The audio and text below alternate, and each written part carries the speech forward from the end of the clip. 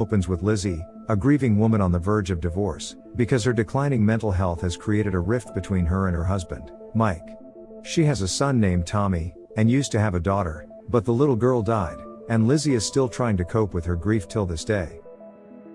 One day, she accompanies her son Tommy to his friend, Jeremy's birthday party. Here she sees a little girl named Lola, who reminds her of her late daughter, so much so that she decides to follow her. At the same party, she also gets introduced to the girl's mother, Claire. It seems that Lizzie couldn't get the little girl off her mind, because after the party, she asks her son about Lola, to which he says it's Jeremy's little sister. It is after the mother and son get home that we witness how broken Lizzie really is over her daughter's death.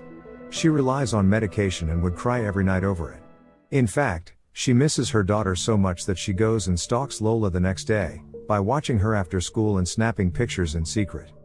Claire shows up to pick Lola up, and the two begin driving away, prompting Lizzie to follow the car until they get home.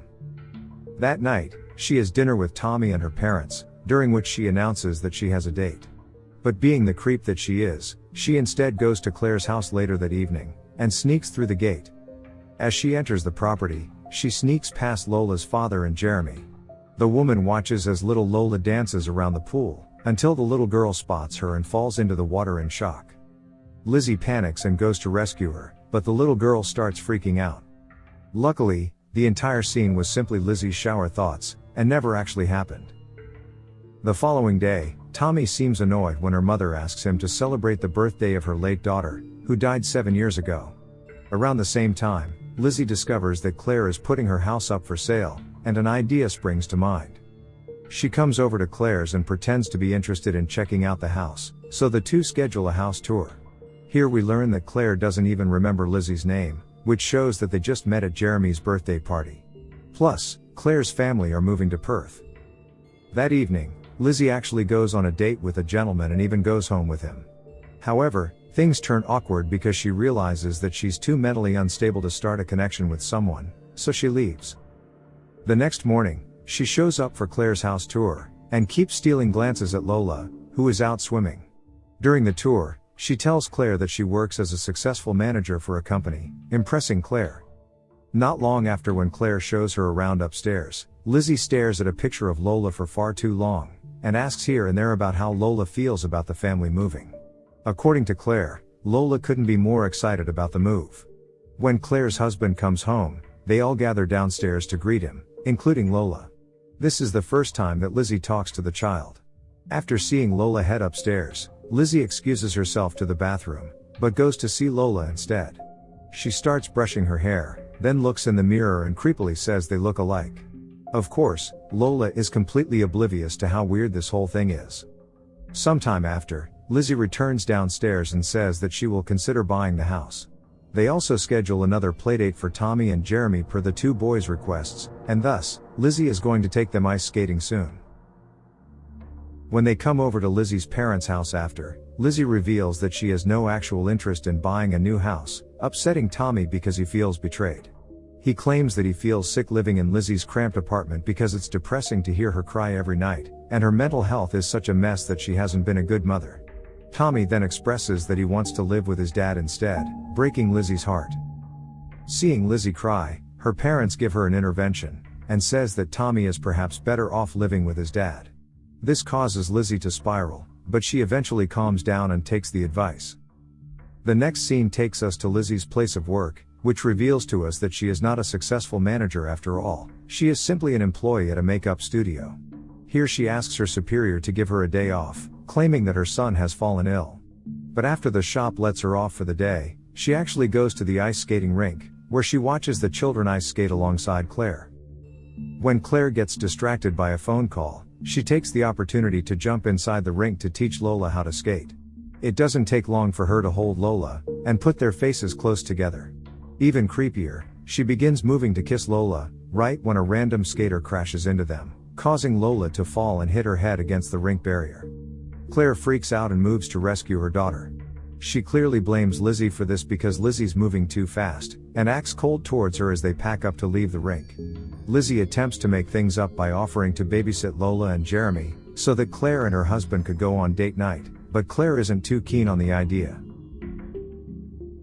Once back home, Lizzie beats herself up for ruining her chances of ever seeing Lola again. Overtaken by rage, she takes her medication and flushes the pills down the toilet. During a session with her therapist, Lizzie blatantly lies about how things have been going. She claims that her relationship with her son is great. She's moving on from her dead daughter, and she has been taking her pills regularly. But despite Lizzie's efforts, it seems that the therapist could see through her lies. A few days later, Claire is sitting with her daughter when she witnesses something off. She sees Lizzie standing in front of her house, but when she heads out to talk to her, Lizzie is gone. Another creepy encounter happens during Lola's ballet recital. Lizzie appears out of nowhere, just moments before Lola goes on stage to wish her luck. Throughout the performance, Claire, who is in the audience, notices how Lola keeps looking to the side of the stage, while Lizzie keeps smiling to see her. Despite the good performance, Claire starts to feel like something's off. After the performance, Lizzie bumps into Claire's husband, and he coolly invites her to their going-away party. But when Claire sees her there, she appears confused as to why Lizzie would be watching this recital, especially after Lizzie admits that she doesn't know anyone performing aside from Lola. To make it even weirder, little Lola obliviously mentions that she kept glancing at Lizzie when she was performing, making Claire realize that Lizzie was backstage the whole time. As this is beyond weird, Claire tracks down Lizzie's place of work to confront her. They sit at a coffee shop, and it is at this point that Lizzie finally admits everything. She says she never intended to buy the house, because of course she could never afford it.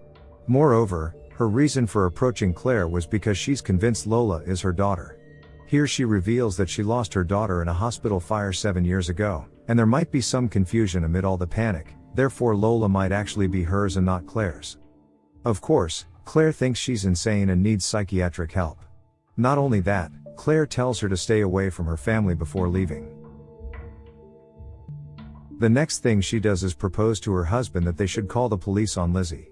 The husband, however, doesn't think there's anything to worry about, because Lizzie hasn't broken any actual laws. Meanwhile, Lizzie gets fired from her job for abandoning her shift.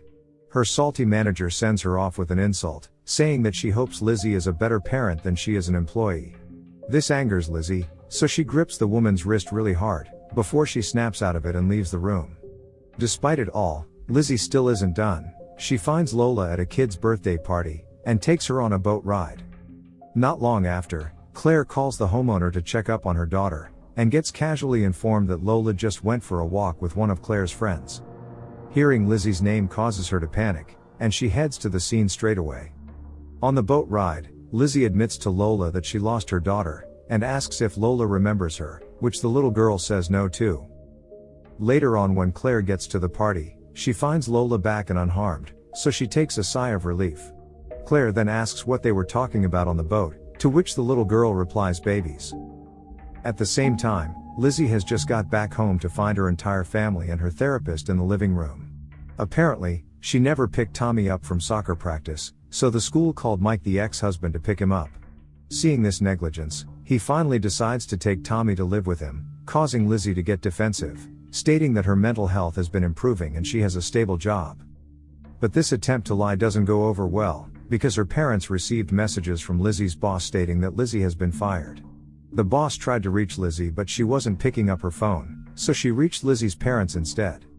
The therapist then adds that he thinks Lizzie should be admitted to a mental hospital. Cornered, Lizzie admits that she has been occupied with a recent discovery, Lola. There's a very strong likelihood, and she believes Lola to be her long-lost daughter. Mike tries to hit her with reality by repeatedly telling her that their daughter is dead, and that he cremated the body himself, but she's convinced that they cremated the wrong baby and Lola is her daughter. Even her parents don't believe her, making her feel betrayed and leave. That night, she goes on her laptop to do a research on the hospital fire from 7 years ago, and tries inquiring Lola's health records. Unfortunately, she fails to obtain it because medical professionals aren't allowed to share patient records with anyone outside of family. Another thing she got was a voice note from a furious Claire, stating that she found out about Lizzie taking Lola on a boat, and threatening to involve the police if Lizzie ever comes near her family again. After her research turns up empty-handed, Lizzie comes up with another idea. She attends Claire's going-away party with a previous invitation from Claire's husband, and tries sneaking upstairs.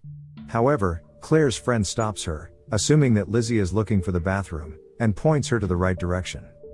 But to her surprise, Claire is waiting for her when she opens the door. She escorts her out while Lizzie proposes that they should get a DNA test to prove Lola's identity. Claire is not having it and tells her to get off the property before she calls the police. But Lizzie doesn't just leave, she waits inside her car until the party's over. While the couple is cleaning up, she sneaks back inside to cut a strand of Lola's hair, but the little girl isn't in the room. Downstairs, Claire is setting up their home alarm system, making it impossible for Lizzie to head out without activating the alarm. When Claire hears something, she heads upstairs to check the room, but doesn't find anyone as Lizzie is hiding in the closet. In fact, Lizzie learns that Lola's not even home because she's being babysat by Claire's friend for the night. With no other choice, she stays there until the next morning. As she wakes up, she goes right ahead to look for any strand of hair around Lola's room. Up next, she heads downstairs to exit the house, but again, she gets caught by Claire. Lizzie lunges at the woman, but Claire throws her against a painting on the wall, breaking the glass. As Lizzie attempts to escape Claire's grip, they end up scuffling on the floor, atop of shards of glass. At last, Claire picks up a pair of scissors, and presses it against her throat while threatening her one more time to get out of her life. But Lizzie has nothing left to lose now. She's lost her daughter, her husband, her son is getting taken away, and she has no job either. So she claims that it's okay for Claire to kill her because otherwise, she's never going to stop coming after Lola. Lizzie swears to her that she will get her DNA evidence and prove that Lola is hers. Seeing how determined and serious Lizzie is, Claire can't hold the ugly secret any longer, and breaks down in tears. At this point, she finally admits that she was in the hospital fire and she lost her baby that day. She then found a stranded baby girl, and she claims that she saved her and took her home. This means that Lizzie hasn't been so crazy after all, and being called crazy for 7 years was not fair. It is now that Claire begs for Lizzie to not take Lola away, and to not tell her husband, because he doesn't know that Lola isn't his. And then just in time, the husband arrives home from picking up the kids. Worst of it all, he heard everything. He looks at Claire in betrayal and leaves the house. Afterwards, Lizzie informs her ex-husband Mike about this discovery, and comes to his place of work. The ex-husband immediately apologizes for doubting her and the two embrace. We learn that Claire has to stand trial for child theft, while Lola gets introduced for the first time to her biological family over lunch. Mike seems so overwhelmed to see his long-lost daughter, since Lizzie wasn't the only one who suffered from the loss before. The movie ends with an upset Lizzie, and a guilt-ridden Claire staring at each other.